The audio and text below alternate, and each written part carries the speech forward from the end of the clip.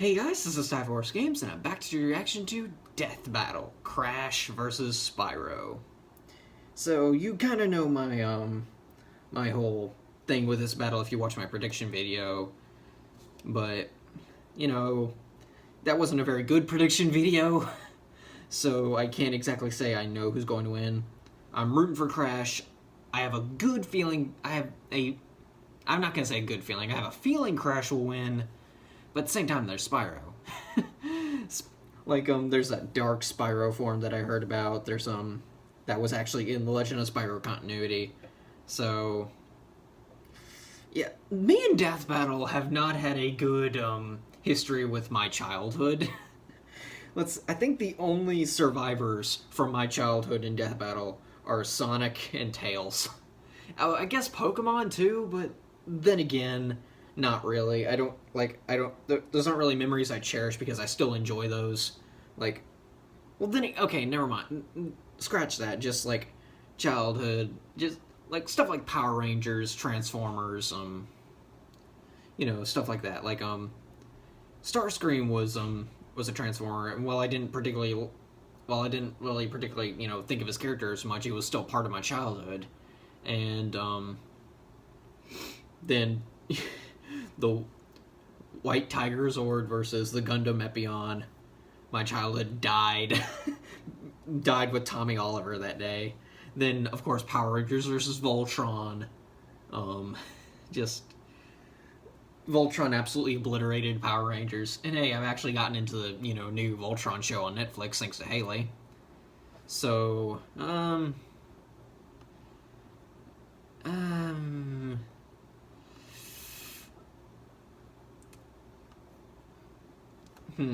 yeah. I'm trying to think if there was any other part of my childhood that died, but those are the only three I can really think of right now. But anyway, yeah, I got nothing else to say. Let's just jump right in and see who wins, and hopefully my childhood will prevail or it'll die again. Who knows? So, yeah, let's just start the video in 3, 2, 1.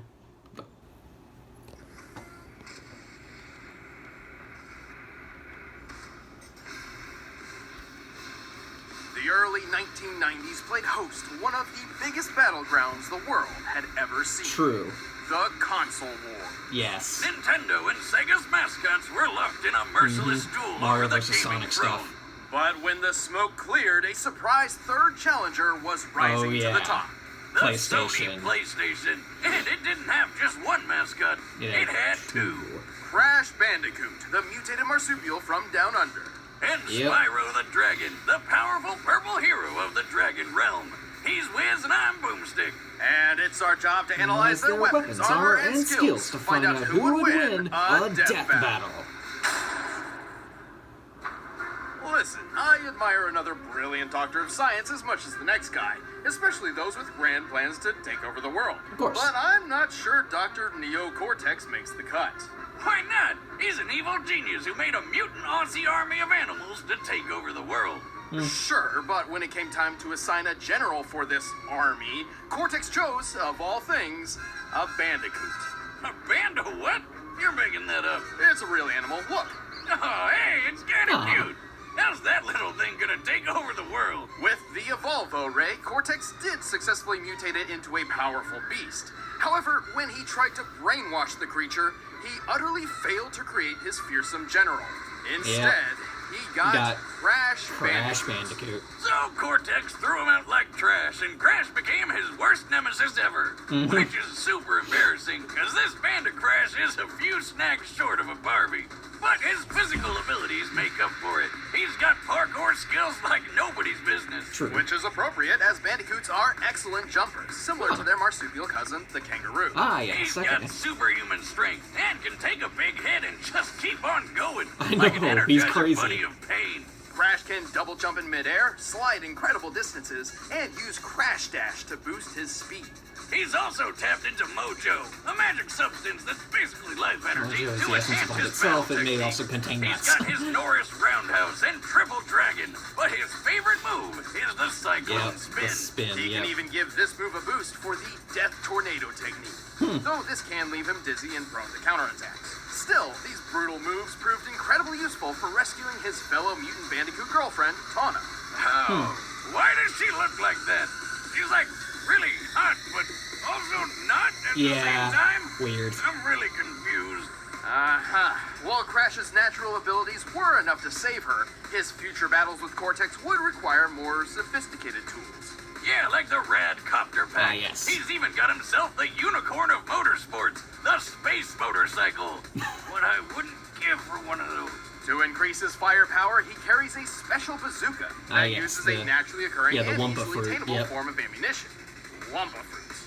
The same kind of fruit shooter that's on his power loader suit from Alien. I mean, this Oh, yes, completely of generic course. looking mech.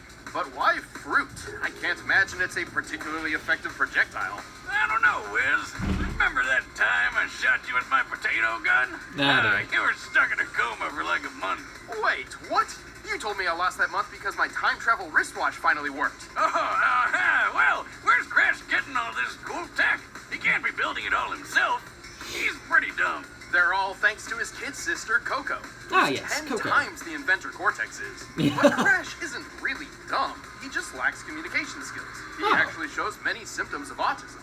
Some people with autism, known as savants, are extraordinarily gifted Wow. in particular skill sets, and I think that describes Crash is Crash autistic. perfectly. All right, then. While he may not know how to hold a conversation, he is a superb athlete and puzzle solver.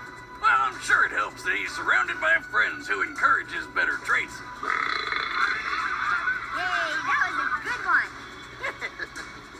Like Aku Wow. Aku, his magical mask foster dad, who's basically a god.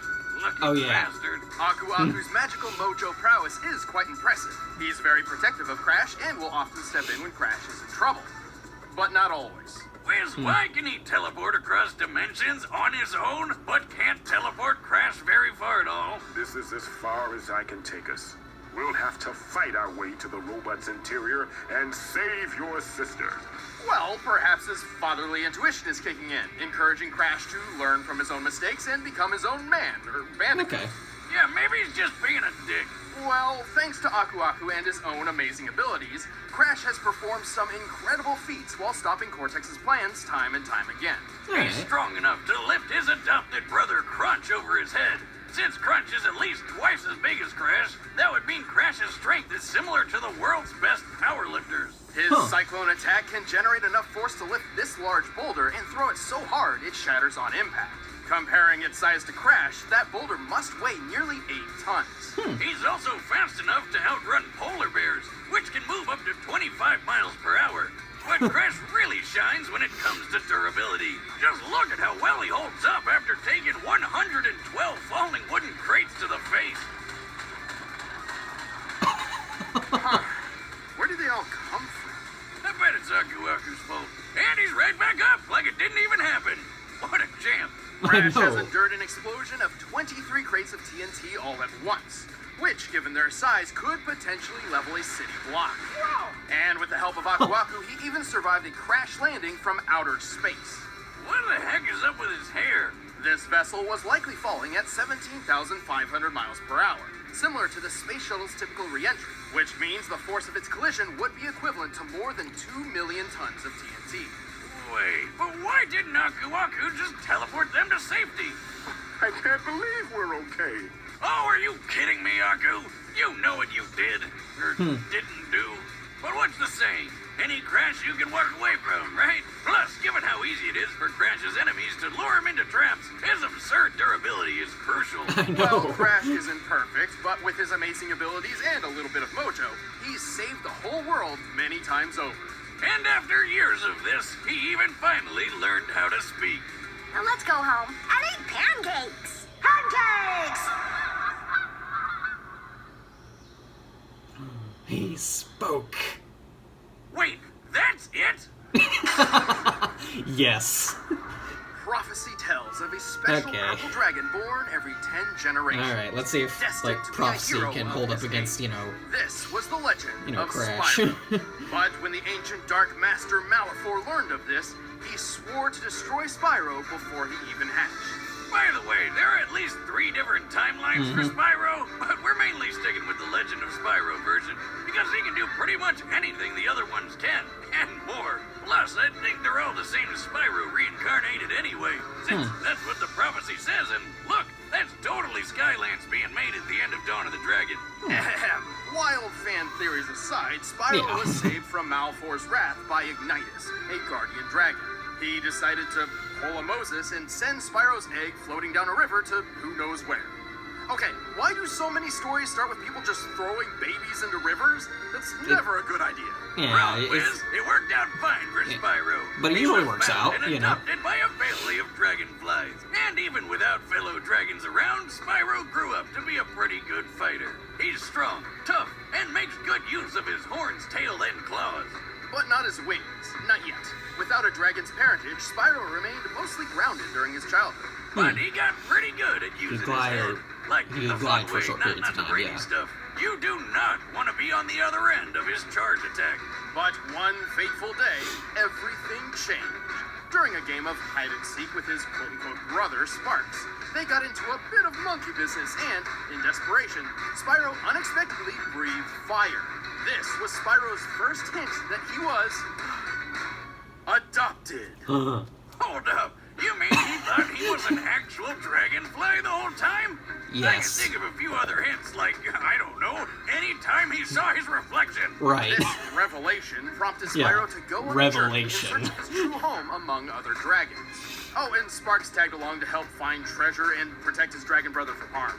Not Of like course. he needed it. He's the chosen one, bitch. He's got a bunch of awesome dragon powers. As a purple dragon, Spyro was not limited to just his fire breath. Yeah, he's After definitely got finding the and rescuing versatility four great advantage, dragon but then guardians, again, they you know, each Spyro, became his teachers Crash and has a lot of partners in stuff too. elemental combat.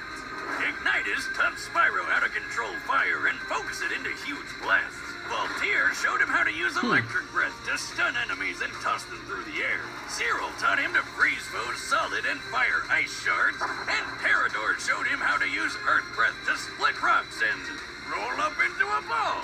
Spyro also honed Okay. his physical and chi combat with the martial art of Dragon Kata. Oh, and he finally learned how to fly. About time. Speaking of which, Spyro learned how to briefly slow down time to improve his reactions. Damn. But all of this led to Spyro learning the ultimate element, the convexity breath. Ether. Convexity.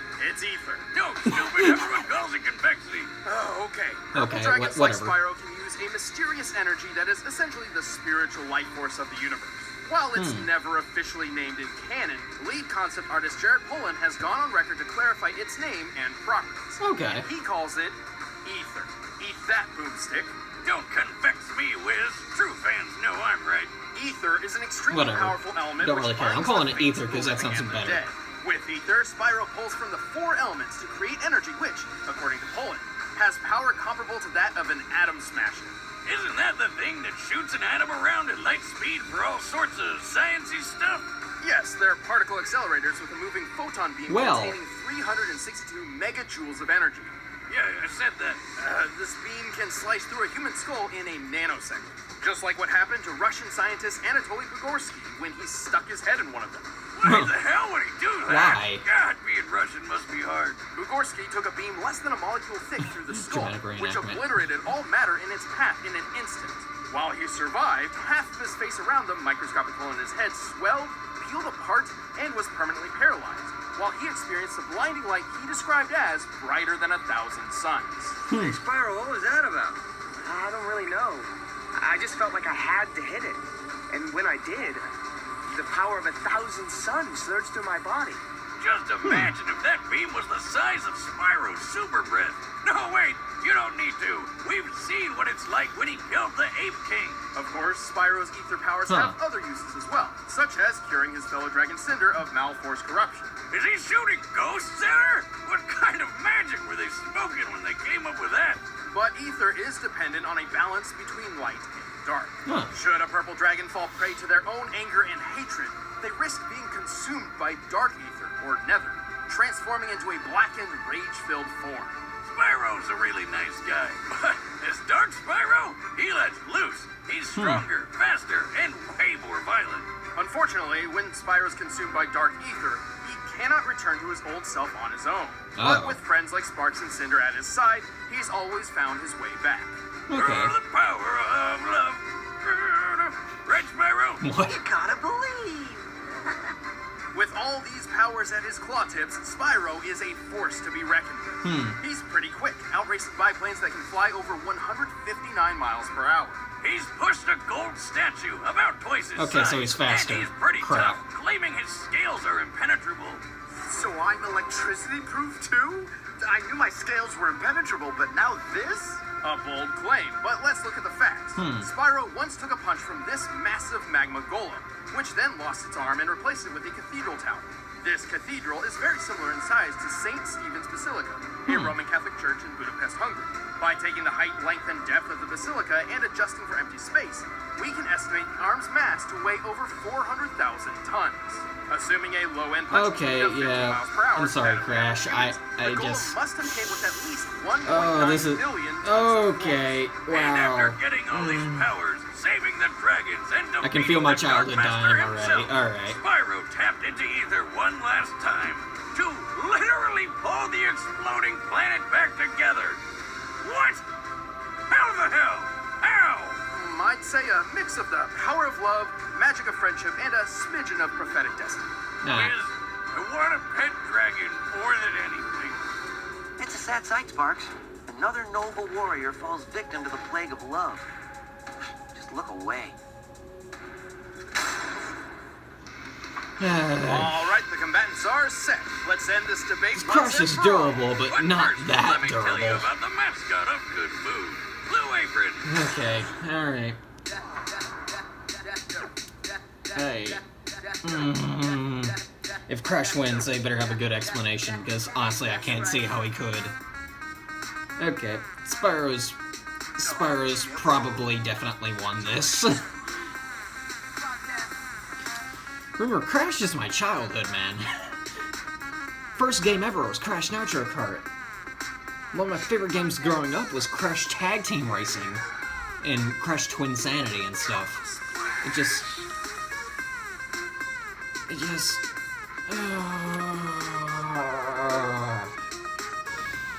This is gonna hurt Right now, me. you're probably shouting at your screen. Where do I sign up? Well, Blue Apron is treating Okay. Death Battle viewers to $30 off your first order if you visit blueapron.com. Please just get this over with, so please. check out this week's menu and I get just- your $30 off Okay. at blueapron.com/battle. But right now, it's time for a death battle! Okay, here we go. I'm not looking forward to my childhood dying.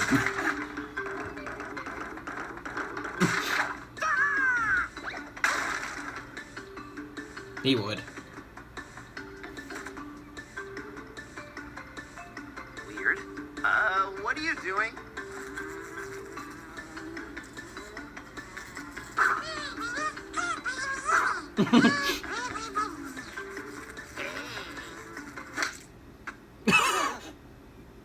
Sparks! No! Spark. Just killed Sparks off just like that. Alright. Alright.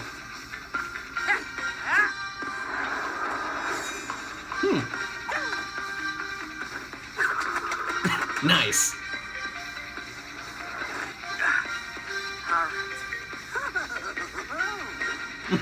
You asked for it.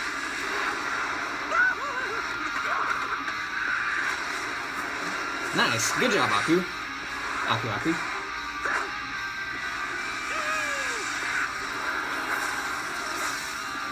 Whoa. Ow.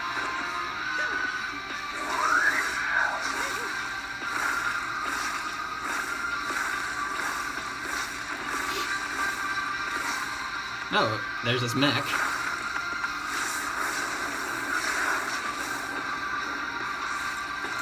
Nice.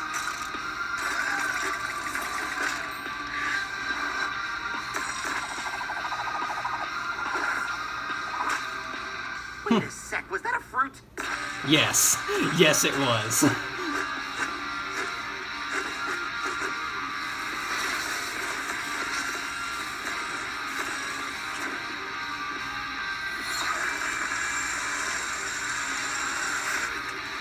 Oh dear. Oh dear.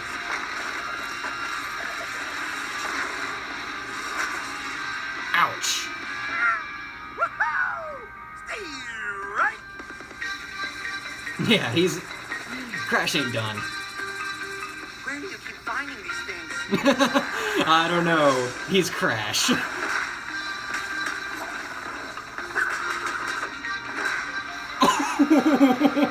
Nice. Oh dear. I'm done with this. Ow.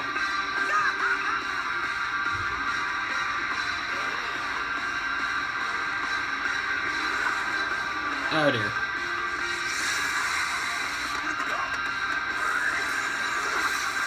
Oh!